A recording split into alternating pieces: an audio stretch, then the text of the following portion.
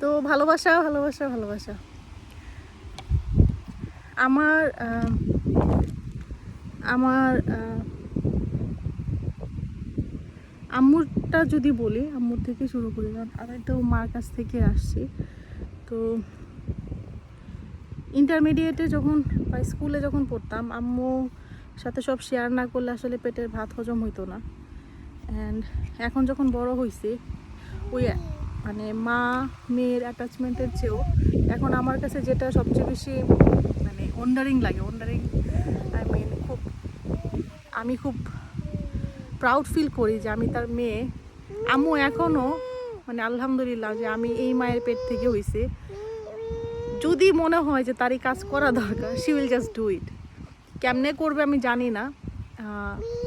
এর সবচেয়ে বড় এক্সাম্পল রিসেন্টলি যেটা হয়েছে, এই ওনাদের ম্যারেজ, এটাকে কি বলে,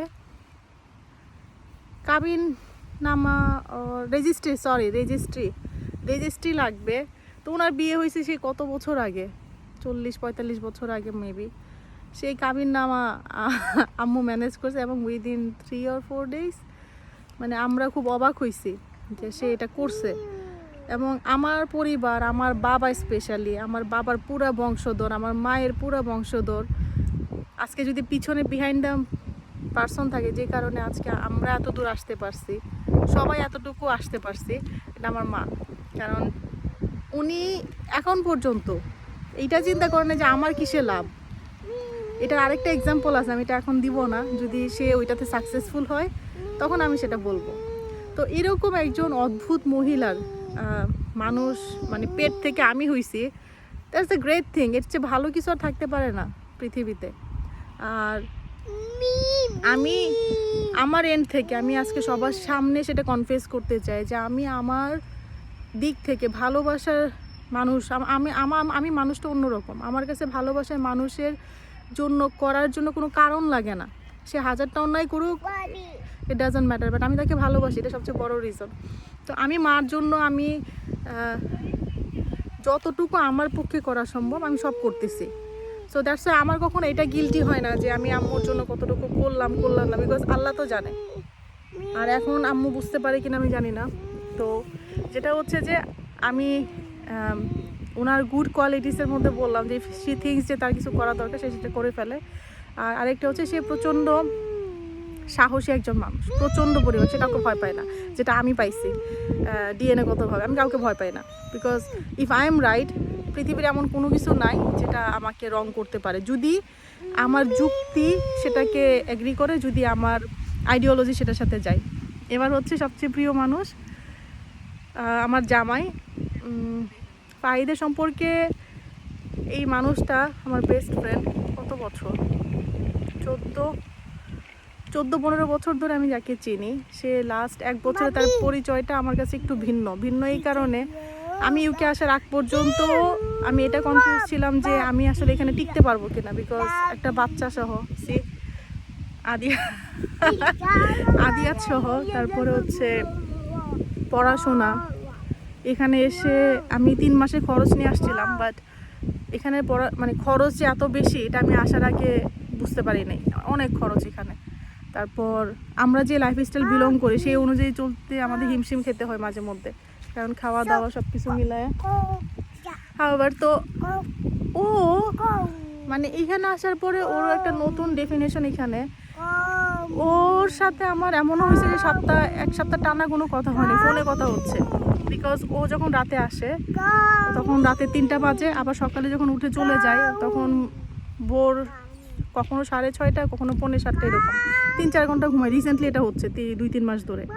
আবার চলে যায় সারাদিনের জন্য, মাঝখানে দুপুরে হয়তো 1-2 ঘন্টার জন্য খেতে আসে। আরও মজার বিষয় হয়েছে, ও যদি মানে দেখে যে ঘর নোংরা বা ওর ছেলে ওর সময় যাচ্ছে, ওর যত কষ্টই হোক বা ওর শরীর খারাপ লাগতেছে ও সেটা করে, মানে এবং এটা বিরক্ত নিয়ে করে না, ও হচ্ছে ওটা ভালোবেসে করে। মানে যেমন আমি কালকে ওকে দেখতেছিলাম, কালকে কালকেরটা বলি, গত পরশুদিন রাতে ও ঘুম আসছে 2:30 অথবা 3টায় মনে ঘুম আসছে, সকালে উঠছে 6:30। তারপর বাসায় ফিরছে গতকালকে সন্ধ্যায় 9টায়, 9টা না 9:30। তারপরে সে ঘর ক্লিন করলো, আমি রান্না করছি, ঘর ক্লিন করলো, উপরে বেডরুম ক্লিন করলো, আদিয়াতকে সময় দিছে, মোস্ট ইম্পর্টেন্টলি আদিয়াতের সাথে খেলা করছে, কারণ আদিয়াত বাবার পিছনে ঘুরতেছিল, বাবা বাবা বাবা করতেছিল। এরপরে রাতে সে ঘুমাইতে গেছে, আবার ভোরে উঠে ডিউটিতে গেছে। এই যে জিনিসগুলো সে করতেছে কিন্তু বিরক্ত না, সে ভালোবাসা নিয়ে করতেছে। তো এই মানুষটার মানে এখন আমি ওকে যত দেখি তত মুগ্ধ হই। আসলে ভালোবাসা এক একটা সময় এক এক রকম হয়। এখন যে যে সে আমাদেরকে বাসে, সে যে দায়িত্ব নিছে, সে যে পরিশ্রম করে এবং সে যে ভালোবাসা নিয়ে করে, আমি সবচেয়ে গ্রেটফুল এটার জন্য যে ভাই তুমি বিরক্ত নিয়ে কিছু কইরো না, আমার দরকার নাই করার। কিন্তু সে যে তার ছেলেকে ভালোবেসে কাজগুলা করে, সে আমাকে ভালোবেসে কাজগুলা করে, আমাকে একটু হেল্প করার জন্য এবং আমাদের জন্য সে এত পরিশ্রম করতেছে যাতে করে আমার পড়াশোনা শেষ হয় এখানে, আমরা যেন এখানে একটু ভালো থাকতে পারি। এটা এমন কেন করতেছো বাবা? And in the same time আমি যদি কোথাও বলি আমাকে ঘুরতে নিয়ে যাইতে হবে, সে কখনো বলে না যে আমি পারবো না বা আমার হচ্ছে না, টাকা বেশি খরচ হচ্ছে। একটা জিনিস আমার মাস্ট বলতে হয় যে আরিফের কাছে আমি চাইছি, আর ওর ক্যাপাসিটির মধ্যে যদি সেটা থাকে, সেটা আমাকে এত বেশি পরিমাণে দেয়, আমার তখন লজ্জা লাগে যে ভাই আমি কেন চাইছিলাম তোমার কাছে। তো ভালোবাসাটা আমার মনে হয় এমন হওয়া উচিত, নিঃস্বার্থ আর কি বলে এটাকে, দায়িত্বপূর্ণ এবং হচ্ছে সম্মান। ও আমাকে অনেক রেসপেক্ট করে, আরিফ অনেক রেসপেক্ট করে। আর বাবু হওয়ার আগে আমি একটু কনফিউজ ছিলাম, যেটা প্রতিটা মেয়ে থাকে, যে আসলে কতটুকু রেসপন্সিবিলিটি পালন করতে পারবে আমার সন্তানের প্রতি। বাট সো ফার আমি আমার চোখে যতগুলো বাবাকে দেখছি, ও হচ্ছে বেস্ট ফাদার।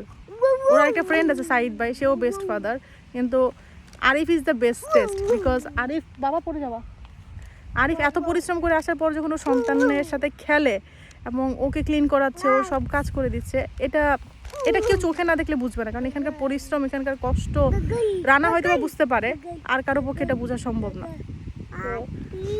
আমি খুব গ্রেটফুল এবং গুড কোয়ালিটিস হচ্ছে এইগুলাই, এবং শুকর আলহামদুলিল্লাহ, শুকর আলহামদুলিল্লাহ, শুকর আলহামদুলিল্লাহ, I am blessed as well. আমাদের জন্য সবাই দোয়া করবেন, এবং আমরা তো সবাই কাউকে না কাউকে প্রচণ্ড পরিমাণ ভালোবাসি, অন্ধের মতো ভালোবাসি। আই উড রিকোয়েস্ট এভরিওয়ান যে সবাই সবার ভালোবাসার মানুষকে ভালোবাসাটা প্রকাশ করা উচিত। আমরা কি করি, মানুষ মরে যাওয়ার পর বলে আহারে সে মানুষটা কত ভালো ছিল, অথবা মনে মনেই রাখি, কিন্তু এরকম হওয়া উচিত না। সে ভালোবাসাটাকে প্রকাশ করা উচিত। আমার আরও অনেক ভালোবাসার মানুষ আছে, কিন্তু আমি তাদের নাম এখানে বলবো না। কিন্তু যেটা টপ প্রায়োরিটি, যেটা আমার জীবনের সব কিছু, আমি তাদেরটাই বললাম, আস্তে আস্তে সেগুলোও বলবো।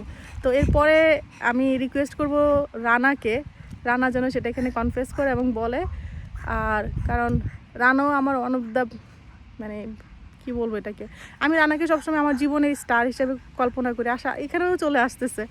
আমি এটা বলতে চাই নাই, বিকজ রানার এপিসোড পরে বলতাম, আচ্ছা পরে বলবো না, বাদ দিই। তো যেটা হচ্ছে যে সবাই আমাদের জন্য দোয়া করবেন, আমার ছেলেটার জন্য, ও যেন ভালো মানুষ হয়, আলোকিত মানুষ হয়। ও ওপেন বলতেছে হচ্ছে, ও এটা ওপেন করতে চাচ্ছে, কিন্তু এটা তো আমি ওপেন করে দিব না, কারণ ও অলরেডি হারায় যেতে গেছিল। নো সে হাই, ব্লো কিস বলো, ভালোবাসি বাবু বাবি। আচ্ছা, আল্লাহ হাফেজ, বাই।